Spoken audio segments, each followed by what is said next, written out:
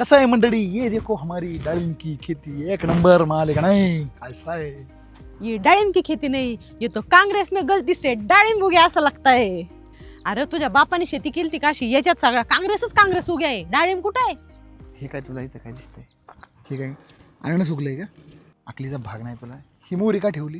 कारण याच्यावर मधमाशी येणार, ती मधमाशी परागी भवनासाठी डाळिंबावर जाणार. म्हणजे ही नरकळी आहे आणि ही मादी कळी आहे. ही दिसती नरकळीवरून मादी कळीवर जेव्हा जाईल ना त्यावेळेला परागी भवन होणार. राहिला प्रश्न काँग्रेसाचा.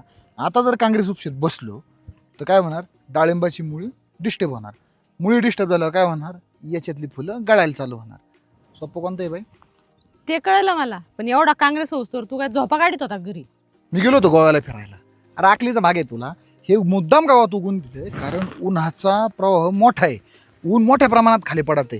खाली जमीन तापती, त्याचा रिफ्लेक्शन फुलावर होते, त्याच्यामुळे फुल गळते, गारवा राहावा याच्यासाठी मी मुद्दाम काँग्रेस उगून दिलाय. आता कळालं ना तुला?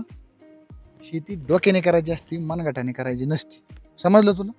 आणि याच्यात मी सगळे औषध वापरल्यात SY ॲग्रो इंडस्ट्रीची. आता याचा फायदा जो काय ना, तो डायरेक्ट त्यांनाच कॉल करून विचार की ही सेटिंग जी झाली ना, इकडे बघ, इकडे तू जवळ येते, ही जी सेटिंग जी झाली ना भर उन्हाळ्यात एवढी, ही कशी झाली, काय झाली? पहिल्याच वर्षीचा भाग आहे माझा. मग तुला बरोबर तेच सांगते. मी सांगून तुला तर काही विश्वास बसत नाही. स्क्रीनवर दिलेल्या नंबरला कॉल कर, लगेच डिटेल कळणार.